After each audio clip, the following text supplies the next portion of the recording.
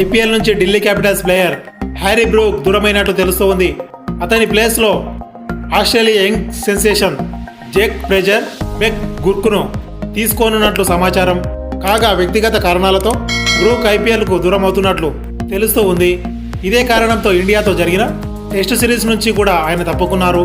IPL వేలంలో 4 కోట్లు వెచ్చించి ఢిల్లీ క్యాపిటల్స్ అతన్ని దక్కించుకుంది.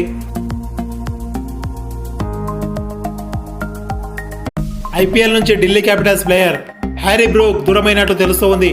అతని ప్లేస్లో Australia young sensation Jake Fraser మెక్ గుర్కును తీసుకోనున్నట్లు సమాచారం.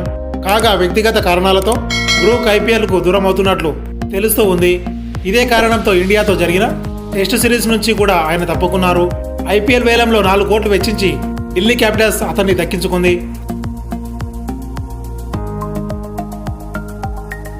ఐపీఎల్